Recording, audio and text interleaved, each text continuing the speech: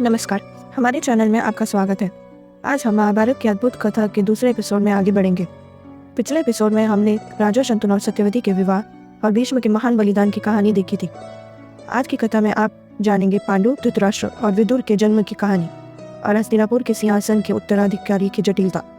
तो चलिए महाभारत के इस रोमांचक सफर को आगे बढ़ाते हैं। राजा शंतनु ने सत्यवती से विवाह किया और जल्द ही उन्हें 2 पुत्रों का आशीर्वाद मिला, चित्रांगद और विचित्रवीर्य। लेकिन भाग्य का मार्ग कभी सरल नहीं होता। चित्रांगद बड़े पुत्र युद्ध में वीर गति को प्राप्त हुए और अब केवल विचित्रवीर्य ही हस्तिनापुर के उत्तराधिकारी बचे।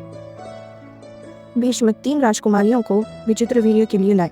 हालांकि केवल अंबिका और अंबालिका का विवाह हुआ, जबकि अंबा की कहानी ने भविष्य में बड़ी घटनाओं को जन्म दिया। दुर्भाग्य ने फिर दस्तक दी जब विचित्रवीर्य बीमारी के चलते परलोक सिधार गए और हस्तिनापुर बिना उत्तराधिकारी के रह गया।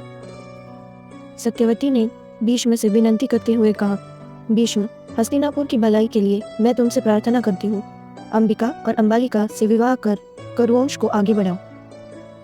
माता सत्यवती को अनुरोध करते हुए भीष्म ने कहा, माता, मेरा व्रत अटल है, लेकिन एक और मार्ग है। सत्यवती ने अपना एक पुराना रहस्य बताया। राजा शंतनु से विवाह के पूर्व उनका महर्षि पराशर के साथ एक पुत्र था, महाज्ञानी वेदव्यास। सत्यवती ने वेदव्यास को नियोग प्रथा के माध्यम से कुरुवंश को आगे बढ़ाने के लिए बुलाया। वेदव्यास के आशीर्वाद से अंबिका से जन्म धृतराष्ट्र, जो अंधे थे क्योंकि अंबिका ने भय में अपनी आंखें बंद कर ली थी। अंबालिका के पुत्र पांडु का रंग पीला पड़ा क्योंकि वह भय से पीली हो गई थी। दासी की विनम्रता के फलस्वरूप विदुर का जन्म हुआ, जो ज्ञान और न्याय के प्रतीक बने। तीनों पुत्र अपनी अपनी विशेषताओं के साथ बड़े हुए।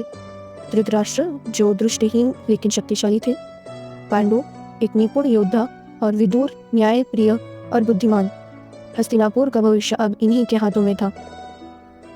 अगले एपिसोड में देखिए पांडु के शासनकाल की कहानी, राजकुमारों के विवाह और वह घटनाएं जिन्होंने पांडवों और कौरवों की महान गाथा की नींव रखी। और एपिसोड्स के लिए सब्सक्राइब और लाइक करें।